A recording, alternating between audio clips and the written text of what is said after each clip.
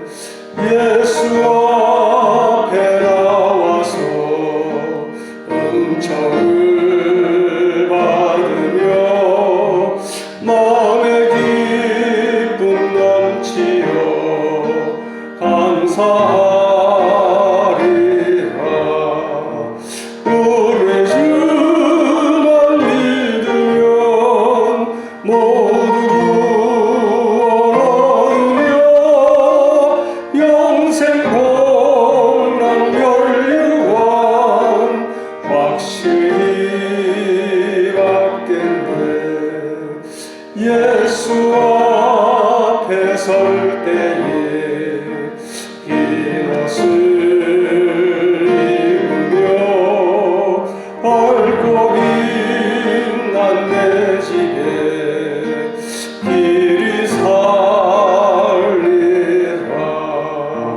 우리 주만 믿으면 모두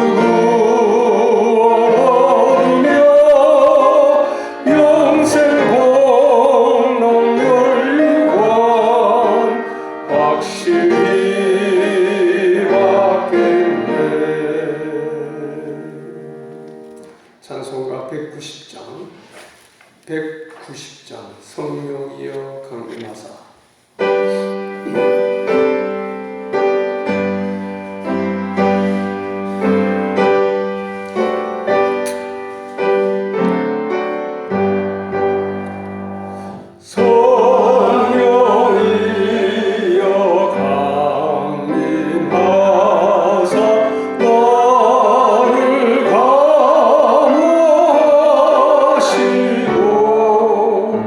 내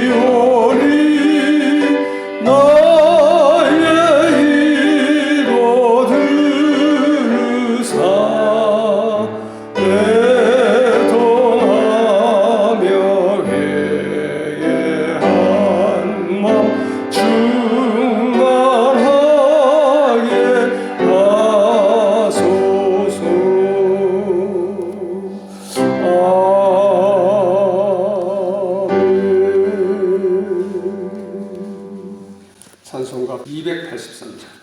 283장. 나 속죄함을 받은 후.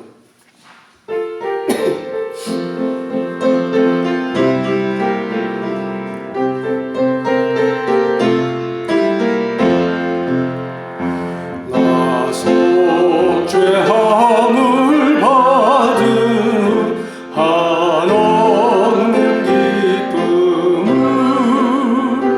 다 헤아릴 수 없어서 늘 찬송합니다.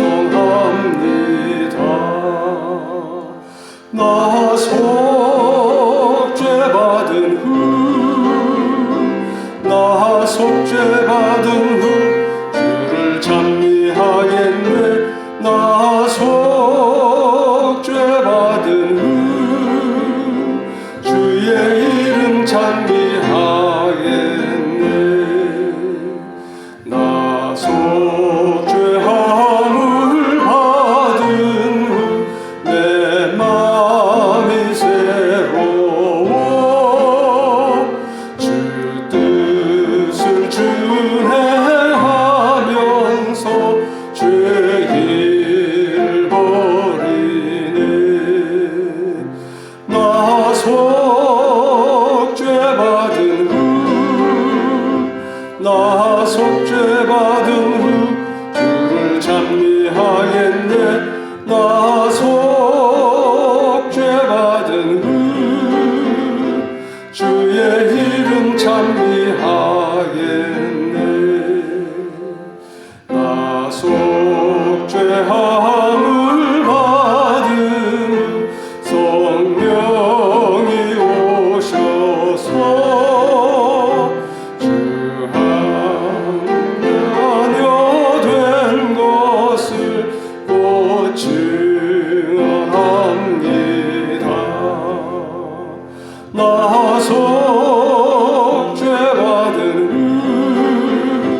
나 속죄받은 후 주를 찬미하겠네. 나 속죄받은 후 주의 이름 찬미하겠네. 나 속죄함을 받은 후 보혈의 공로로 내 주의 은혜 입으니 늘 평안합니다. 나 속죄받은 후, 나 속죄받은 후 주를 찬미하겠네. 나 속죄받은 후 주의 이름 찬미하겠네.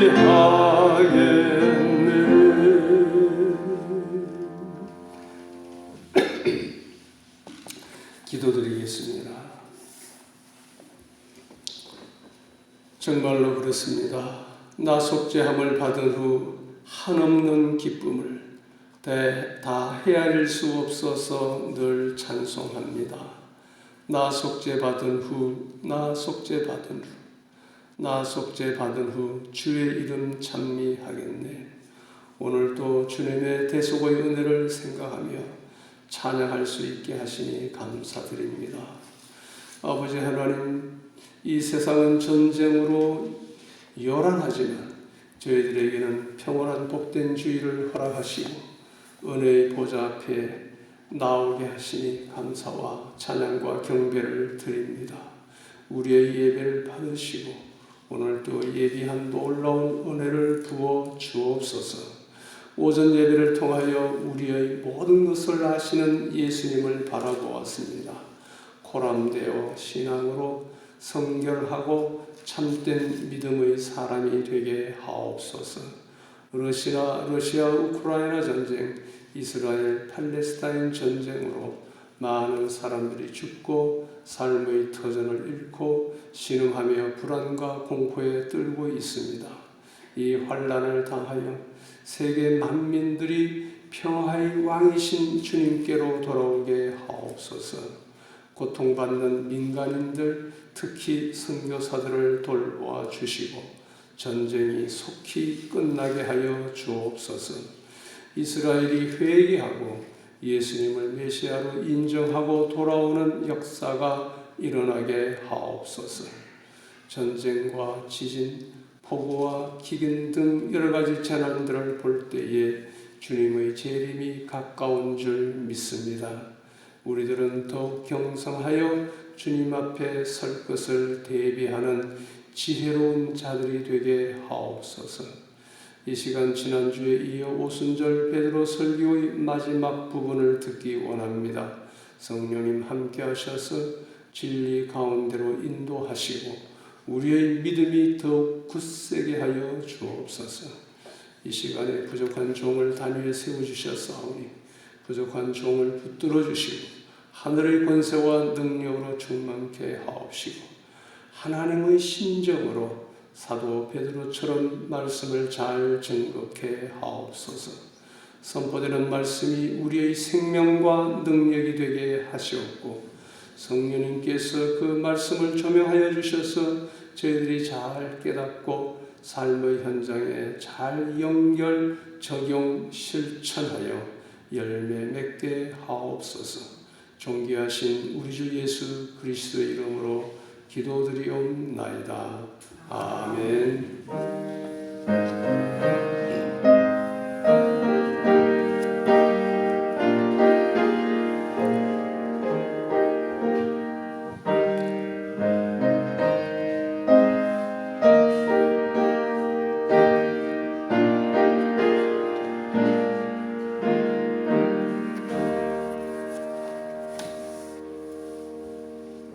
사도행전 2장 37절에서 41절까지 사도행전 2장 37절에서 41절까지입니다.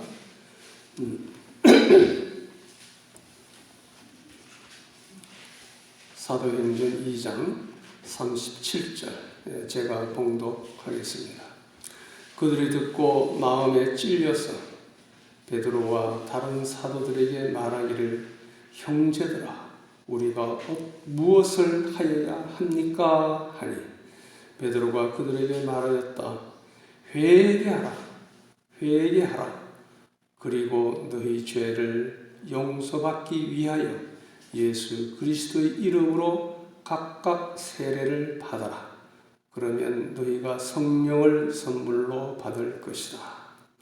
이 약속은 너희와 너희 자녀들과 먼데 있는 모든 이들 곧 우리 주 하나님께서 부르시는 모든 이들에게 하신 것이다.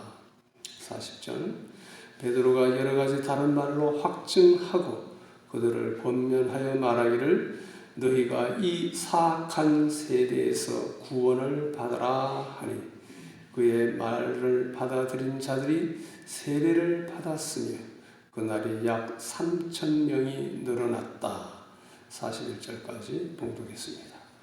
요절이 되는 말씀 누가복음 24장 47절에서 48절 누가복음 24장 47절 48절 제가 받들어 읽습니다. 또 그 이름으로 죄 사함을 받게 하는 회개가 예루살렘에서 시작하여 모든 족속에게 전파될 것이 기록되었으니 너희는 이 모든 일의 증인이라. 아멘.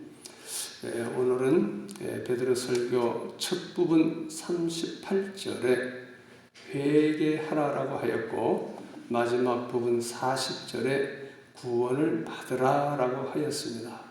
이 말씀을 근거로 오늘은 회개하라 구원을 받으라 라는 제목으로 말씀을 증거하겠습니다. 부제목은 회개, 세례, 성령입니다. 자, 제목을 한번 따라 하실까요? 회개하라 구원을 받으라. 회개하라 구원을 받아라. 한 번 더. 회개하라 구원을 받으라. 회개하라 구원을 받으라. 네, 감사합니다. 지난주 오후 설교 제목 기억나십니까? 잘 기억 안 나시죠? 오전 예배도 금방 까먹었는데 주님과 그리스도이신 예수님, 주님과 그리스도이신 예수님, 이것이 복음의 핵심이라고 했습니다. 지난주에는 베드로의 오순절 대설교의 두 번째 부분을 상고하였습니다.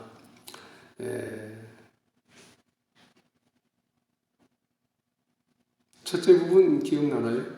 요엘서 인용해가지고 이 방언이 터진 것이 요엘서에 예언한 성령 강림으로 말미암은 것이다. 그다음 두 번째는 뭐였어요? 시편 말씀 인용했죠? 시편 말씀 인용하면서 그 예언대로 메시아이신 예수님께서 죽으셨다가 다시 부활하셨음을 선포했습니다. 그리고 베드로는 다시 시편 110편을 인용하여 예수님이 승귀 높아지신 그것과 성령 강림을 연결시키고 승귀하신 결과로 성령님을 보내주셨다, 그 말씀이죠. 예수님께서 주님과 그리스도 되심을 선포했습니다. 예수님께서 그리스도이시다라는 진리, 이것이 우리가 증거할 복음의 핵심 내용입니다. 자, 오늘은 베드로 오순절 대설교의 마지막 세 번째 부분인데, 베드로의 오순절 대설교를 들은 청중들 가운데 몇 명이나 회개했다고요? 3,000명이나 회개하고 세례를 받는 역사적인 사건을 보게 될 것입니다. 자, 본문은 크게 세 단원으로 나눠 볼 수 있는데 다음과 같습니다. 첫째 대지는 37절, 큰 무리가 베드로의 설교에 찔림을 받은, 둘째 38절에서 40절, 베드로가 무리에게 회개하여 죄 사함을 받으라고 촉구함.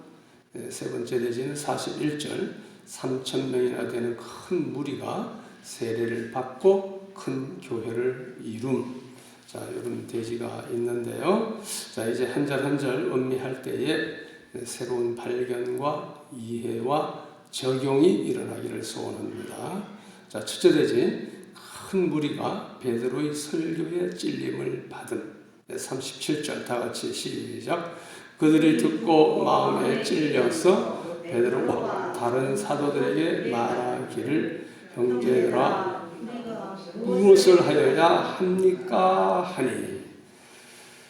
성령 충만한 베드로의 설교를 들은 유대인들은 자신들이 그토록 대망하였던 메시아를 자신들의 손으로 죽였다는 사실을 알게 되자 모두들 걷잡을 수 없는 후회와 절망감에 사로잡혀 마치 그들의 마음에 창에 찔린 듯 어찌할 바를 모르게 된 것입니다.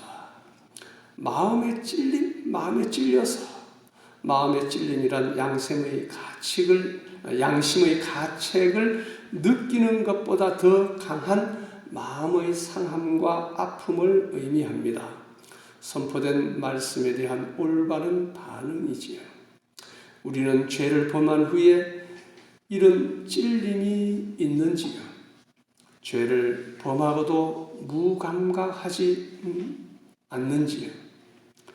형제들아, 우리가 무엇을 하여야 합니까? 개정 성경은 우리가 어찌 할꼬라고 번역하였습니다. 베드로의 설교를 들은 유대인들은 자신들의 죄를 깨닫고는 고민하며 처절한 몸부림을 쳤습니다.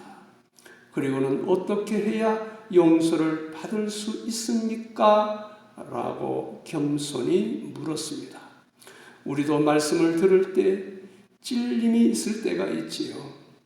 그것은 하나님께서 주시는 감동입니다. 여러 성도님들은 성령님께서 주시는 찔림이나 감동에 어떻게 반응하시는지요? 복음과 하나님 앞에 겸손하게 낮아져서 자신이 어떻게 해야 할 것인지를 묻는 자세가 바로 구원의 첫걸음입니다. 간혹 이런 경우가 많죠. 목사님이 설교했는데 목사님이 나를 향하여 그냥 꼭 집어서 설교하는구나. 누가 내 잘못을 목사님께 고자질했나? 괘씸한 놈. 그런 식으로 마음에 찔림이 올 때 성령님이 감동 주시는 건데 막 반항하고 오히려 불쾌해하는 그런 사람들이 있는데 우리는 그러면 안 되겠지요. 그런 사람 없으리라고 생각합니다. 자, 둘째 제지. 자, 베드로가 무리에게 회개하여 죄 사함을 받으라고 촉구함. 38절에서 40절까지인데, 자, 38절 다 같이 시작. 베드로가 그들에게 말하였다. 회개하라. 그리고 너희가 죄를 용서받기 위하여 예수 그리스도의 이름으로 각각 세례를 받아라. 그러면 너희가 성령을 선물로 받을 것이다. 아멘. 베드로의 오순절 설교를 듣고 자신의 죄로 인해 마음의 찔림을 받아 어떻게 해야 할지 모르는 청중들에게 베드로가 권면한 첫 번째 말씀은 바로 뭐였습니까? 회개하라.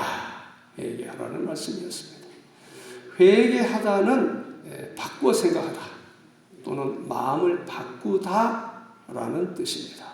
잘못을 후회하고 즉 뉘우치고 돌이키는 것입니다. 뉘우치고 돌이키는 것입니다.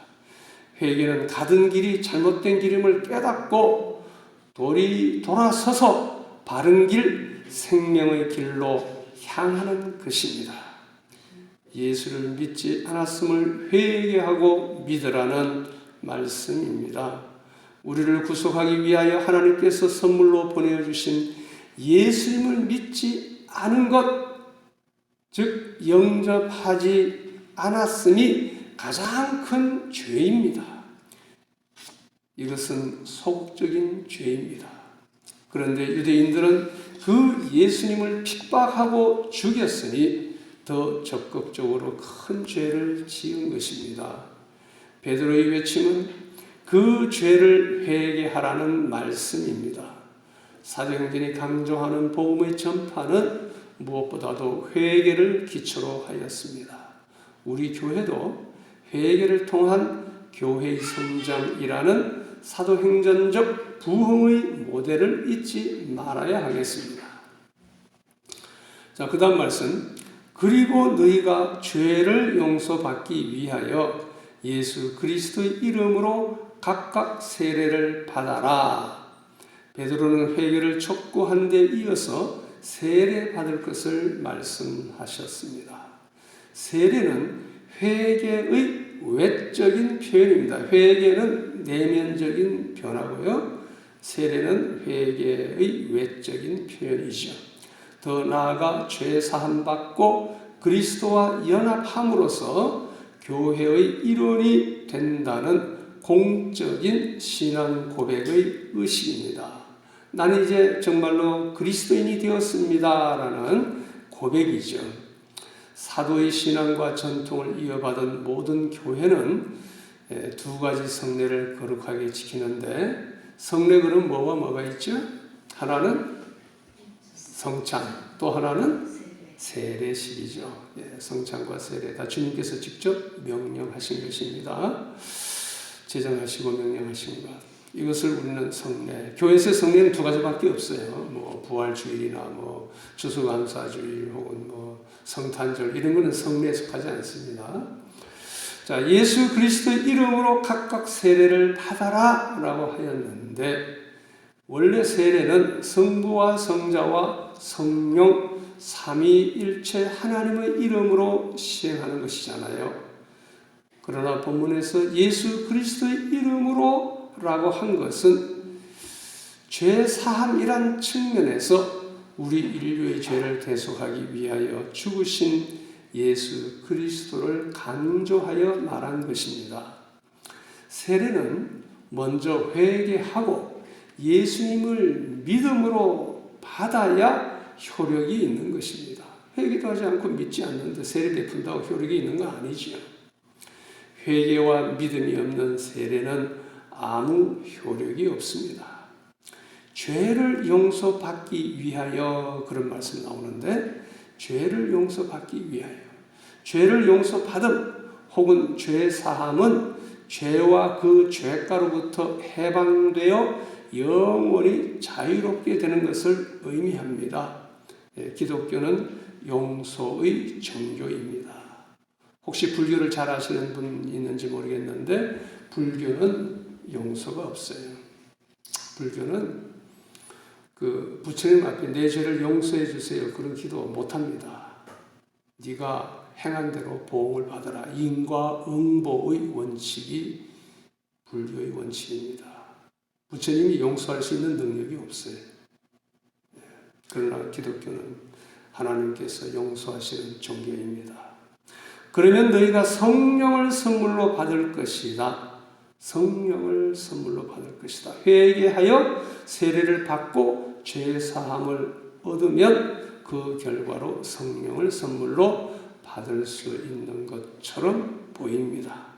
그러나 원어 성경을 보면 회개, 세례, 죄사함, 성령 받음이란 순서를 의미하는 것은 아닙니다. 본서 우리 사도행전 10장 44절에서 48절에 보면은 고넬료 가족이 베드로의 설교를 들을 때에 성령을 받는 역사가 나옵니다. 그 기사가 나오는데 설교를 들을 때 먼저 성령을 받았어요. 성령을 받았고 성령을 받은 후에 비로소 예수 그리스도의 이름으로 세례를 받았습니다. 그러니까 세례를 받아야 꼭 그 다음에 성령을 받는다. 그 순서가 아니지요. 이 사실은 회개와 세례 및 죄사함이 성령을 받게 하는 원인 혹은 조건은 아니라는 사실을 보여줍니다. 세례가 구원의 조건은 아닙니다. 오히려 회개는 성령 강림의 결과입니다. 성령의 감동함이 없으면 우리가 회개할 수 없는 거잖아요. 회개, 세례, 죄사함, 성령 받음 이것들은 실제로 각각 따로따로 이루어지기도 하고 또 그런 순서로 이루어지기도 하고 한꺼번에 이루어질 경우도 있습니다. 하여간 회개하고 세례를 받고 성령 받는 일은 하나님께서 우리에게 선물로 주시는 것으로서 성도가 반드시 경험해야 하는 것들입니다. 이제 39절 보시겠습니다. 39절 시작. 이 약속은 너희와 너희 자녀들과 먼 데 있는 모든 이들 곧 우리 주 하나님께서 부르시는 모든 이들에게 하신 것이다. 자, 이 약속은 아까 38절에서 언급한 회개하는 자에게 주시는 용서와 성령의 은혜를 의미하지요. 자, 너희와 너희 자녀들과 먼 데 있는 모든 이들 곧 우리 주 하나님께서 부르시는 모든 이들에게 하신 것이다. 이 약속은.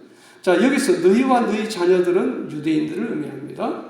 유대인들은 구약시대나 신약시대에나 가족이 신앙 공동체의 가장 기본적인 단위였습니다.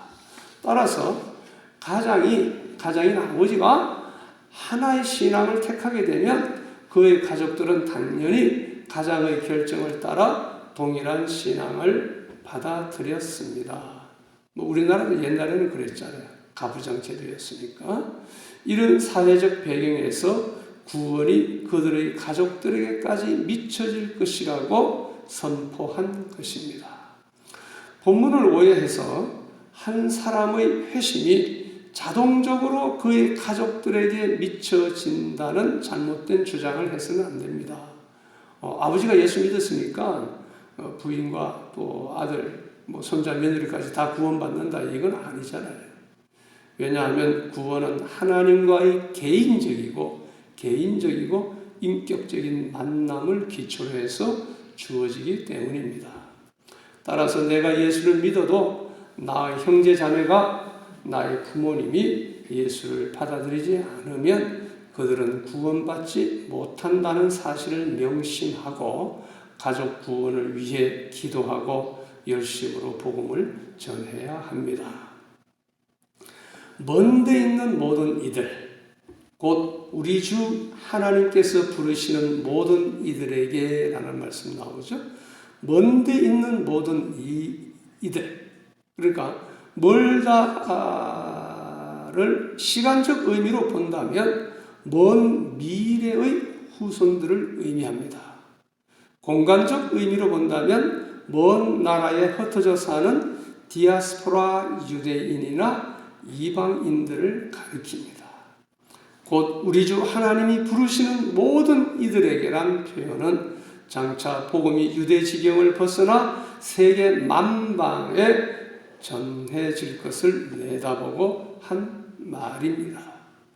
베드로는 본서 1장 8절에 우리가 잘 아는 말씀 사도행전 1장 8절 오직 성령이 너에게 임하시면 어디까지? 땅끝까지 이르러 내 증인이 되리라란 말씀. 예수님께서 마지막으로 주신 성교의 대명령을 명심하고 이러한 일이 이루어질 미래를 확신하며 이를 역설하였던 것입니다. 이렇게 복음이 대를 이어 온 땅으로 퍼져 우리에게까지 이르렀습니다. 이는 하나님께서 우리를 부르셨기 때문입니다. 우리가 예수 믿었다는 것은 하나님께서 우리를 부르셨다는 뜻이에요. 하나님께서 우리를 택하시고 부르셨기 때문에 우리가 지금 믿고 있는 것입니다. 우리를 부르신 하나님께 어떻게 해야 되겠습니까? 감사와 찬양을 드려야 되겠지요. 자, 이제 40절 보겠습니다. 40절 다 같이 시작. 베드로가 여러 가지 다른 말로 확증하고 그들을 권면하여 말하기를 너희가 이 사악한 세대에서 구원을 받아라 하니. 자, 확증이란 말은 역사적 사실을 확실히 제시하며 증명하는 활동을 가리킵니다. 확실히 증명한다. 권면은 알아듣도록 권하고 설득하는 활동을 가리킵니다. 구원은 내가 쟁취하는 것이 아니라 수동적으로 받는 것입니다. 하나님께서 주시는 것을 받는 게 구원이죠. 사악함이란 간사하고 악함이란 뜻입니다. 개혁개정 성경은 패역함으로 번역하였죠. 패역함이란 이 나무가요 모양이 뒤틀리거나 굽은 것을 의미합니다. 뒤틀어지고 굽어진 것, 이걸 패역이라고 합니다. 이 사악한 세대는 1차적으로 예수님을 메시아로 인정하지 않고 불순종한 무리들을 가리킵니다. 그러나 일반적으로 하나님께 범죄한 인간 사회를 가리킵니다.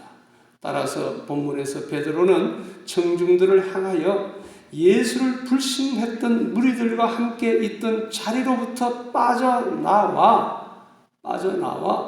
회개하고 예수를 하나님으로 영접하고 구원을 얻으라는 의미입니다. 자, 세 번째, 3,000명이나 되는 큰 무리가 세례를 받고 큰 교회를 이룸. 자, 41절 말씀인데요. 다 같이 시작. 그의 말을 받아들인 자들이 세례를 받았으며 그달에 약 3,000명이 늘어났다. 자, 그의 말을 받아들인 자들. 자, 베드로 사도의 말을 받아들인 자들. 말씀을 수긍하고 받아들이는 것이 바로 믿음입니다. 믿음은 받아들임이 근본이라고 그랬죠. 받아들임. 말씀을 믿고 회개하는 자들이 세례를 받았습니다. 약 3,000명이 세례를 받은 사실은 기적 같은 일입니다. 120명의 공동체가 3,000명의 공동체로 발전하였습니다. 그때는 교회를 세우기 위해 예수님께서 약속하신 성령님이 강력하게 역사하기 시작하는 때였고 유대인들은 또 구약의 내용에 익숙해져 있었기 때문에 구약을 근거로 증거하는 베드로의 설교에 그들이 쉽게 수긍하고 감동을 받았기 때문일 것입니다. 그리고 3,000명이나 되는 많은 사람들이 세례를 받는 것이 가능한가 의문을 가지는 자들이 있을 수 있겠죠. 여러분들은 어떻게 생각합니까? 가능하다고 생각하세요? 어떻게 3,000명이나 일시에 세례를 받나? 그러나 이 문제 역시 베드로 한 사람에 의해 세례를 받은 것이 아니라 예루살렘 근처 그 시냇가가 많아요. 기드론 시냇가, 또 실로암 못도 있잖아요. 실로암 못과 같은 곳에서 12명의 사도들이 이렇게 분산해서 순차적으로 세례를 베풀었을 것이므로 충분히 가능한 일이었습니다. 이제 결론입니다. 실로 성령 충만한 베드로의 오순절 대설교는 역동성이 있었습니다. 그래서 그의 설교를 들은 무리들은 마음의 찔림을 받아 자신들의 죄악을 탄식하며 우리가 무엇을 하여야 합니까? 라고 애타게 부르짖었습니다. 이에 베드로는 계속해서 무리들에게 회개하여 죄 사함을 받을 것을 촉구하였고 그에 따라 그날 하루에만 회개하고 세례받은 사람의 수가 무려 3,000명에 이르게 되었습니다. 그리하여 마침내 예루살렘 초대 교회가 설립이 된 것입니다. 한편 베드로가 우리가 어찌할꼬 하며 묻는 무리들을 향해 대답한 말은 구원의 과정을 제시하고 있다는 점에서도 중요한 의의를 지닙니다. 다시 살펴보면 첫째는 자신의 죄를 회개해야 한다는 것입니다. 둘째는 예수님의 이름으로 뭘 받아요? 예수님 이름으로 세례를 받음으로 예수와 연합해야 한다는 것입니다. 셋째, 하나님의 사죄의 은총을 입게 된다는 것입니다. 넷째는 성령을 받게 된다는 것입니다.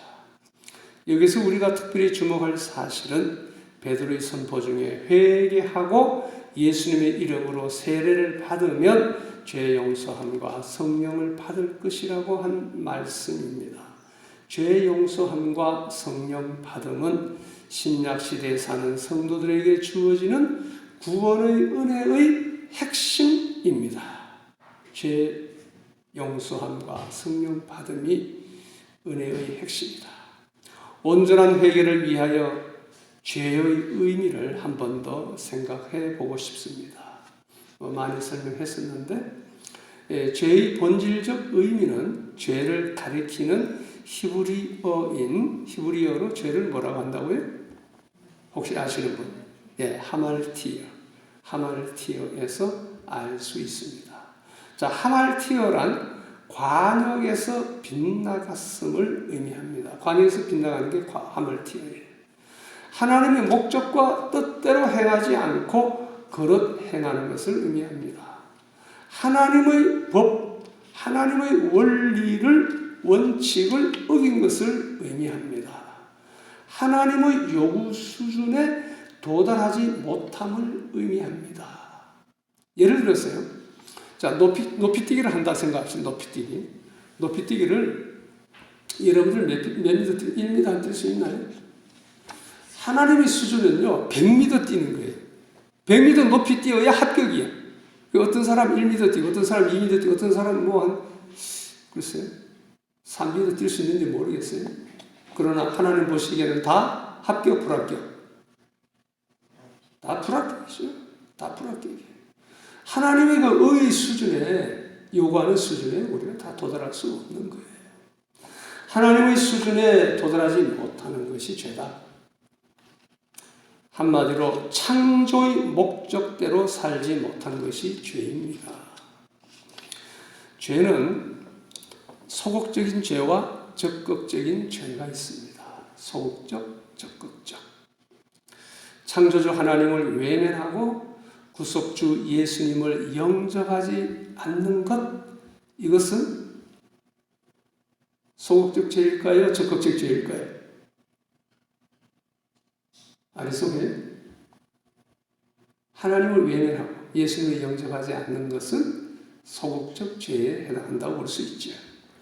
더 나아가 하나님께 반항하고 대적하고 하나님의 법을 알면서도 어기는 것, 이것은 적극적인 죄에 해당합니다. 우리 믿는 자들도 일상생활에서 이러한 죄를 많이 짓습니다. 회개해야 합니다. 율법에는 하라는 계명도 있고 하지 말라는 계명도 있죠. 하라는 걸 안 하고 하지 말라는 걸 하는 것, 이게 바로 죄지요. 죄는 사단의 유혹으로 시작되었습니다. 죄의 근원을 말씀드립니다. 사단의 유혹으로 시작되었습니다.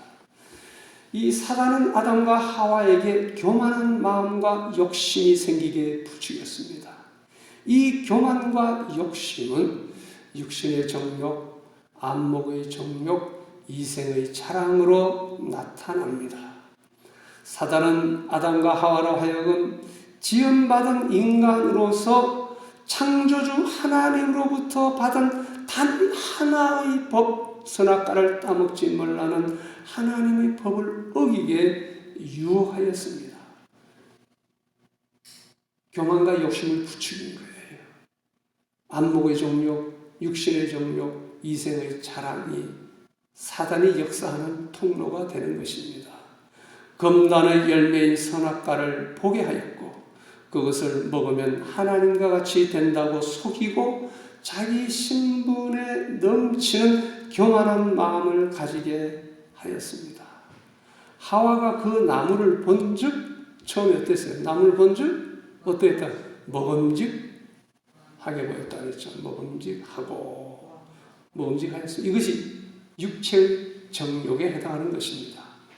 그리고 또 보암직하였습니다. 이것이 안목의 정욕입니다. 보는 정욕입니다. 일종의 소유욕입니다. 지혜롭게 할 만큼 탐스러웠습니다. 이것이 이생의 자랑에 해당하는 것입니다. 이러한 것들이 죄의 대표적인 양상이고 또 사단의 통로인 것입니다. 범죄한 결과로 인간은 영적으로 하나님과 분리, 단절되었습니다. 이것이 영적인 죽음입니다. 그 결과 이 땅에서 고통받으며 불행하게 살다가 심판받아 지옥으로 떨어지게 되었습니다. 이것이 둘째 사망, 영원한 사망입니다. 이것이 죄가 우리에게 가져온 비참함입니다. 여기에서 용서받지 못하면 영원한 멸망입니다. 이 멸망에서 우리를 구원하시려고 하나님께서 독생자 예수님을 보내셨고 예수님께서 십자가에 못 박혀 돌아가셨습니다. 예수님을 십자가에 못 박은 자가 누구입니까? 예수님을 십자가에 못 박은 자가 누구입니까? 바로 우리들, 바로 내가 아닙니까? 우리도 이러한 죄를 깨닫고 저 유대인들처럼 어찌할꼬 부르짖어야 하겠습니다. 우리의 죄를 담당하신 예수님 앞으로 나아와 겸손히 회개하면 죄 용서함을 받습니다. 하나님과의 관계가 회복되고 하나님의 자녀가 되어서 하나님과의 교제의 기쁨을 누리게 되는 것입니다. 하나님의 자녀로서의 신분과 권세를 누리게 되는 것입니다. 죄를 용서받음, 곧 죄사함은 죄와 그 죄가로부터 해방되어 영원히 자유롭게 되는 것을 의미합니다. 시편 32편 5절 말씀. 내가 이르기를 내 허물을 여호와께 자복하리라 하고 주께 내 죄를 아뢰고 내 죄악을 내 죄악을 숨기지 아니하였더니 곧 주께서 내 죄악을 사하셨나이다. 아멘. 기독교는 용서의 종교입니다.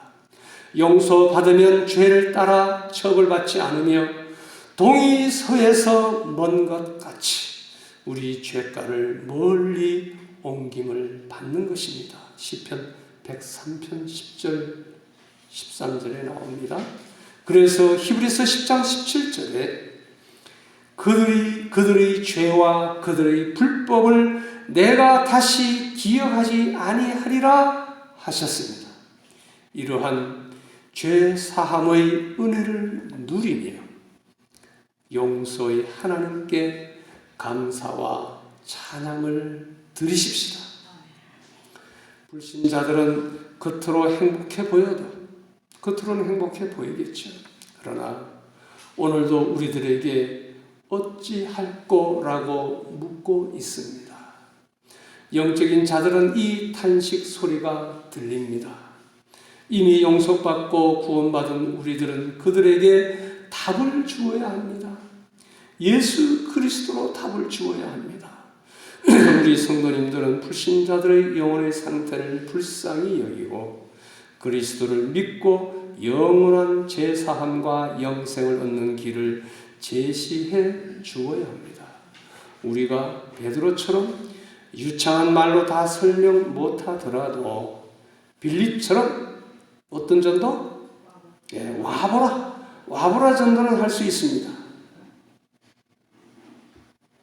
예수님께 와보라, 교회에 와보라고 전도합시다. 기도드리겠습니다. 아버지 하나님, 오늘은 베드로의 오순절 대설교의 마지막 세 번째 부분을 들었습니다. 우리도 오순절 유대인들처럼 겸손히 회개하게 하옵소서. 예수님을 십자가에 못 박은 자가 바로 저희들인 것을 고백합니다. 하나님 말씀 앞에서 죄가 생각나게 하시고 양심에 찔림이 있어서 회개하는 심령을 부어 주옵소서. 우리의 죄를 담당하신 예수님 앞으로 나와 겸손히 회개만 하면 죄 용서함을 주신다고 약속하셨으니 감사합니다. 주님 보시기에 추악한 죄들을 주님 앞에 토해냅니다. 회개함으로 하나님과의 관계가 회복되고 하나님과의 교제의 기쁨을 누리게 하옵소서. 하나님의 자녀로서의 신분과 권세를 마음껏 누리게 하옵소서. 우리 교회의 전도의 문을 활짝 열어주시고 우리 교회에서 회개하고 죄사함 얻어 성령을 선물로 받는 영혼들이 늘어나게 하옵소서. 존귀하신 주 예수 그리스도 이름으로 기도드리옵나이다. 아멘. 이제 찬송가 285장 주의 말씀 받은 그날.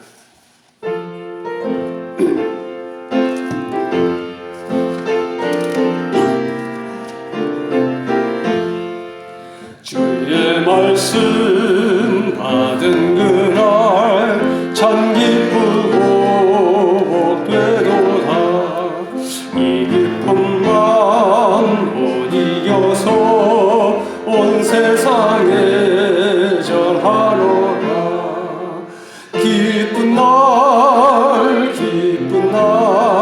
주 나의 죄 다 씻은 날 늘 깨어서 기도하고 늘 기쁘게 살아가리.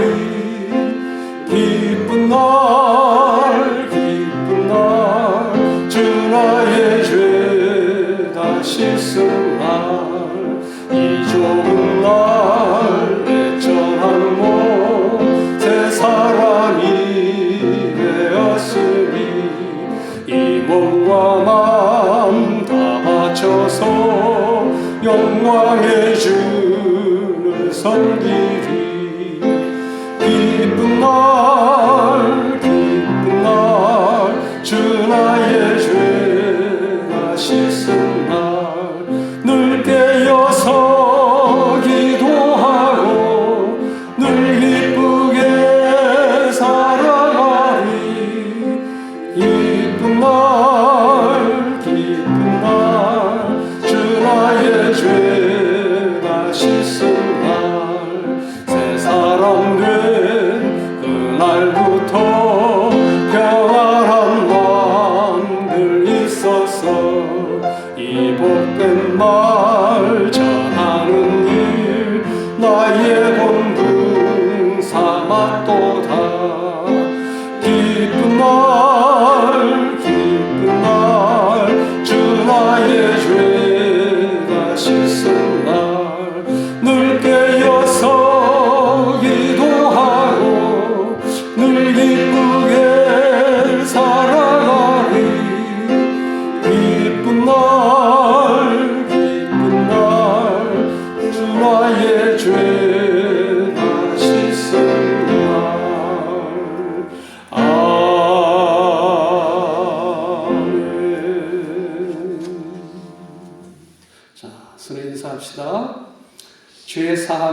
은혜를 누립시다.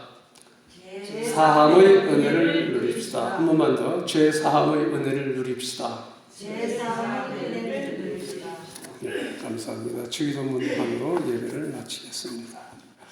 하늘에 계신 우리 아버지여, 이름이 거룩히 여김을 받으시오며 나라가 임하시오며 뜻이 하늘에서 이루어진 것 같이 땅에서도 이루어지이다. 오늘 우리에게 일용할 양식을 주시옵고 우리가 우리에게 죄 지은 자를 사하여 준 것 같이 우리 죄를 사하여 주시옵고 우리를 시험에 들게 하지 마시옵고 다만 악에서 구하시옵소서. 대개 나라와 권세와 영광이 아버지께 영원히 있사옵나이다. 아멘.